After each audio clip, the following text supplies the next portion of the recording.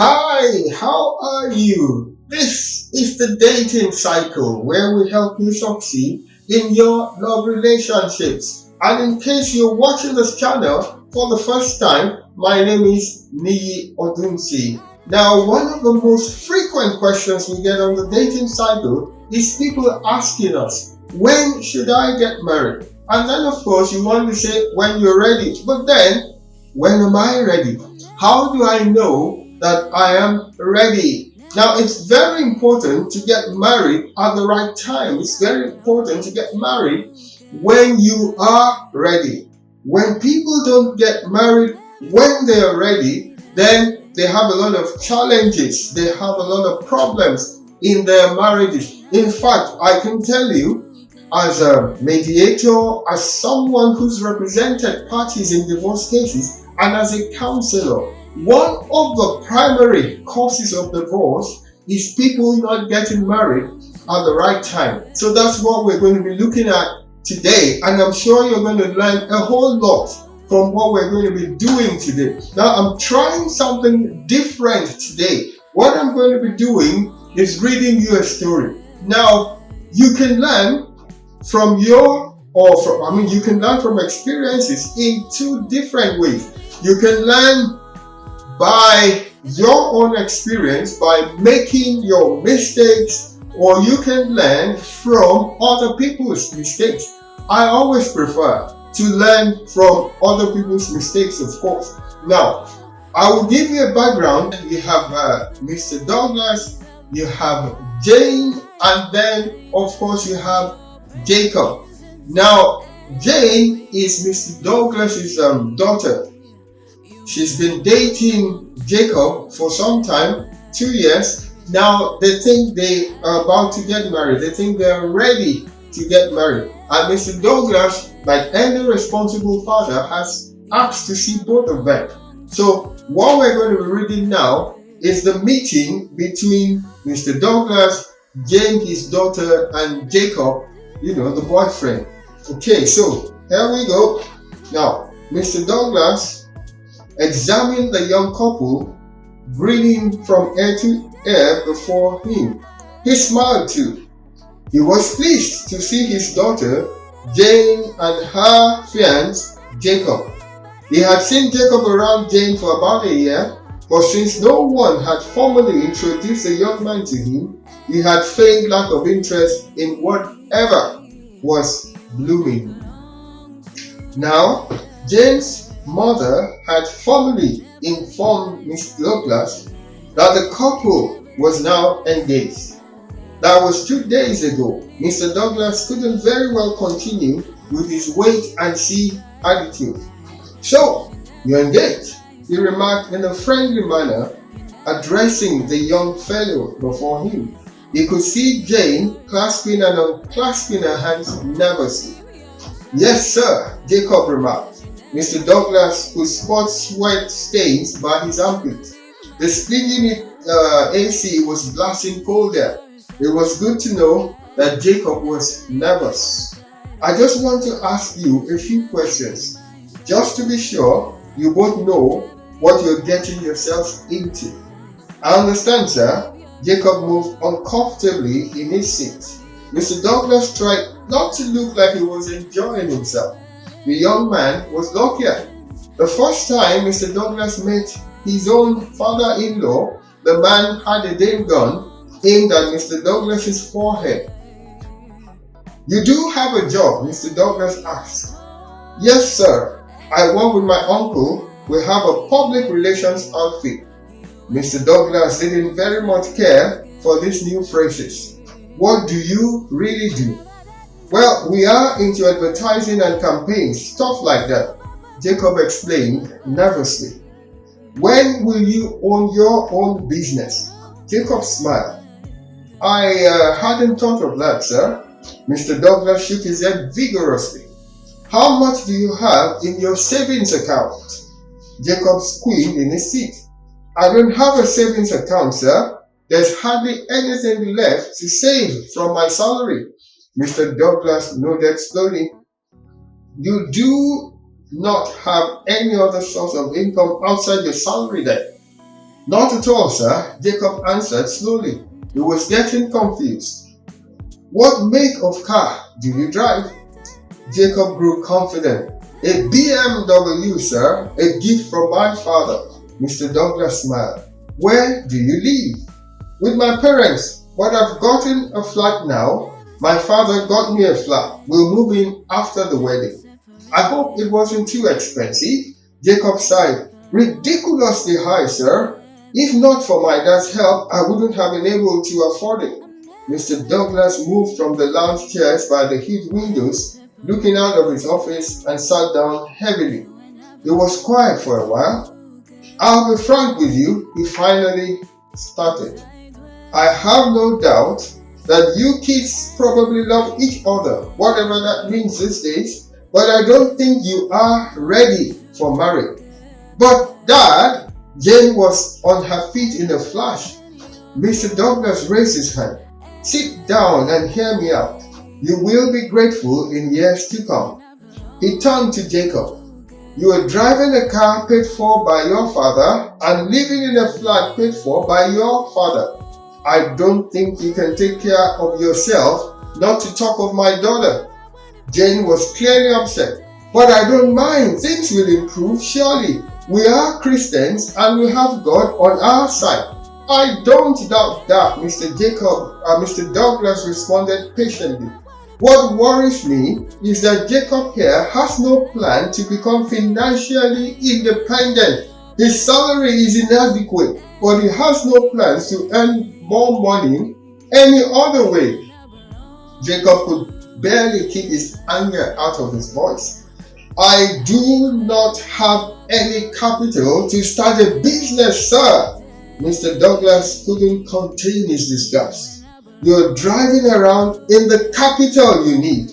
Why don't you sell your expensive car, buy something smaller, and invest whatever is left in something that will bring you money regularly? Then you can save and reinvest your earnings. Nobody becomes wealthy on the job.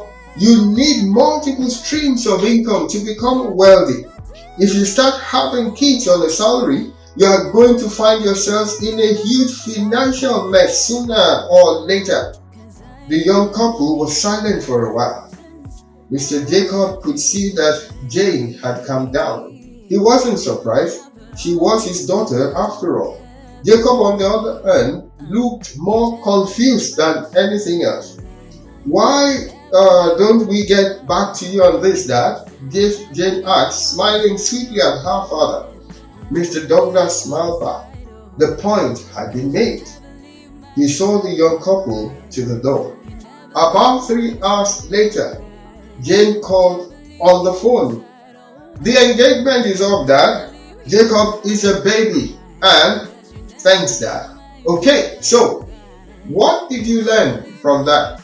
If you learned anything, please make your comments about it. Post your comments. Now, what was the most striking thing to you? Also, post your comments. Let's learn from you. In case you're wondering, where did I get that story from?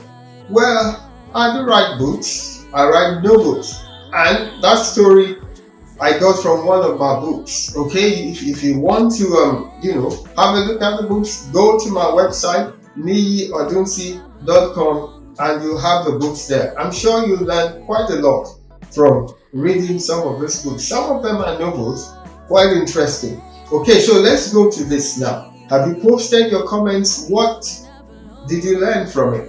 Now, I'm just going to pick on a few things, as we go along. Now, the first thing, of course, very obvious.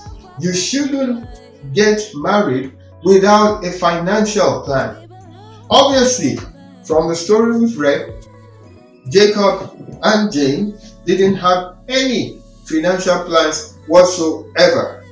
Second, you shouldn't get married until you're financially independent. Now, this is quite obvious, but a lot of people don't get it. Jacob obviously was not ready for marriage.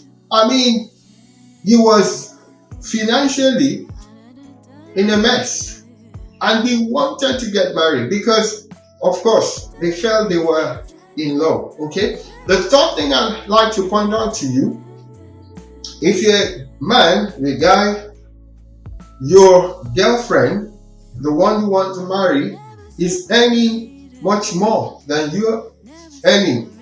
She's making more than you are making. Now, this is something you have to be careful about.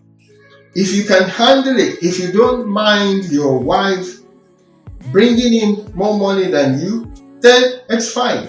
But if it's going to be a problem, now this is something you really have to consider. Can you get married and be happy knowing that your wife is bringing in much more than you are bringing? On the other hand, it's the same for a lady. If the lady is earning more than the man, can she handle it? It's very important. You see, in our society, in Africa, and for those who are believers, the man is supposed to be the one that is taking care of his family. He's supposed to be the one bringing in the income. Now, most of the time, traditionally, when the man is unable to be the breadwinner, as it were, then there could be a problem. Many ladies can't, be submissive under the circumstance. They would rather have someone who, is a real leader, as it were, someone who's above them financially, because he's supposed to be the one taking care of them. Now, please understand what I'm saying now. I understand these days it's not usual to find a man being the only one working, being the only breadwinner. These days, people come together and they work things out. Both parties, both the couple are often working, so they have to come to an agreement as to how things are going to be. But what I'm saying is this: you have circumstances when the lady is earning much more than the guy, and there could be a problem with that. So that's something to watch out for. Don't just assume. Talk about it and know whether you can indeed handle it. Okay, so again, another thing, don't get married until you've discussed financial management. This is crucial. When you do get married, you're going to have to pay bills. If you don't have your own place, you're going to have to pay rent. You're going to have to eat. You're going to have to, if you want, go for holidays, medicals. There's a lot of bills that you're going to have to pay. Now, you have to decide, are you going to have a joint account? Are you going to pool all your earnings into one pool? And then if that is the case, how do you manage it? It's often a sore point when people don't discuss this and go into marriage. Most people sometimes think the man is the one that's supposed to be responsible for things like paying rent, sending the children to school, the capital things, the big things. And then the wife could say, okay, I'll take care of a home. I'll provide, food on the table, buy the groceries and things like that. You could, do it that way. Or you could say, okay, we're putting everything in, and when we have capital projects, we take it out of it. When we have, smaller things to do, we also take it out of it. Now, who signs before money comes out of the account? And these days, when you have internet banking, who has the password? Who can access the account? These are things you need to discuss, because your backgrounds matter. Someone may be coming from a family where the dad was the sole breadwinner. The other person coming from a family where both the dad and the mom were working. Now, the guy that is coming from a family that is, the dad was the sole breadwinner, he probably has that mindset. He's going to be the breadwinner, and the wife is just going to stay at home taking care of the kids. Now, the lady also, could have a different mindset based on where she's coming from. And you found cases where ladies coming from families where the father was the sole breadwinner would expect in marriage that the husband now becomes the sole, breadwinner. So she might even be working, but she doesn't believe that her income is available to the family. She thinks her income is hers, and then of course the husband's income is for the family. So she even wants an allowance. In fact, despite the fact that she's working and the husband is responsible for everything, she believes she's still entitled to the allowance because, of course, he's supposed to be, the breadwinner. He's supposed to be the one taking care of her. So you have scenarios like this. On the other side, you have a situation where the husband believes both of them should contribute because his dad and his mom were contributing. So what happens when you don't have a management plan, a plan to manage your finances after marriage? I can tell you, financial problems, financial pressures are also a leading cause of divorce. People have to agree, discuss, agree when they're going to get married about things like this. So you have to understand that until you are financially independent, it is not wise to get married. Look at Jacob driving a car the father gave, living in a house or an apartment the father rented. He wanted to get married. Was Mr. Douglas right in his advice, in his assessment, in his judgment? You can tell whether Mr. Douglas was right or not. Now, but it's very important that I tell you that I'm not saying that unless you are a millionaire, you should not get married. That's not what I'm saying. All I am saying is this: have a plan, have a financial plan. Now, you have the potential. Both the husband, the wife, they're working.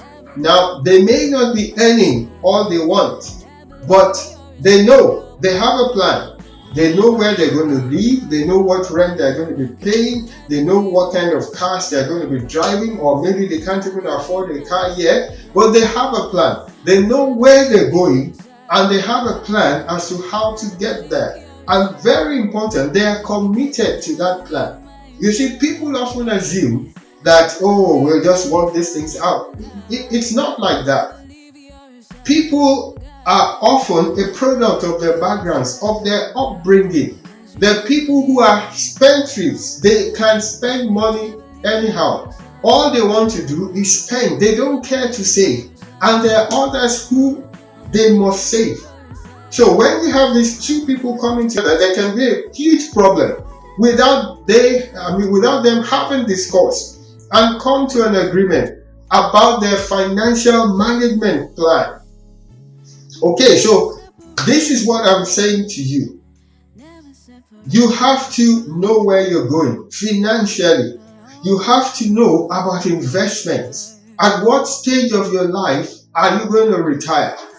You have to plan towards it. You have to know you must invest before you go into marriage. It's not when you get married that you start talking about these things. Look, it's quite expensive raising children this day. Now, in fact, my daughter was joking once. She said, well, she wasn't sure she wanted to have children. I said, why? She said, because it's so expensive bringing up children. When you think about school fees, when you think about medicals, when you think about, it's just expensive. But I told her that's not going to happen. You're going to have kids. If your mom and I went through it to put you through school, now you're not going to escape. You have to go through it for your own children. You see, it's become pretty expensive. So you can't just assume, we'll get married, we'll start having children, and we'll live happily ever after without having plans. You have to know what kind of schools your children will go to, what kind of colleges, these are things to be planned. Do you want your children to go up to the master stage, PhD? Are you the ones going to sponsor their education? Up to what stage? These are things you should agree on before you do get married. Okay? And then I should also point this out to you. Do you have a vision? Now, talking about careers, for example, how important is the husband's career to him? How important is the wife's career to her? These are things to discuss. If, let's say, the wife is an accountant, for example, and she has a dream of running a bank, becoming the managing director, CEO of a bank. Now they do get married, and the husband says, well, now you're going to be the one to resign from your job because you're pregnant, and when you give birth to this baby, I expect you to stay at home, look after this child. And then, of course, she's going to wonder, what happens to my career? Now, did you discuss it before getting married? That's where the problems come from. You have to know, it's pretty difficult for women to cope in their jobs. They say it's a man's world to start with. So, how does a woman juggle being a wife, being a mother, and then being a professional? Without understanding, these things could be tough. But we have cases now where it's the husband that stays at home. We have CEOs whose husbands are the ones taking care of the kids because they agreed at the beginning. They knew where they were going. Okay, so once that can be settled, then it's going to be easy to run through, finances when you do get married. So, I hope you've learned a lot from this. If you like what we're doing here, helping you succeed in your love relationships, teaching you principles that guarantee success in your love relationships, please subscribe to this channel. And of course, like this video and feel free to share it. Okay, so we'll be getting to you again very soon. Thank you for watching and God bless you.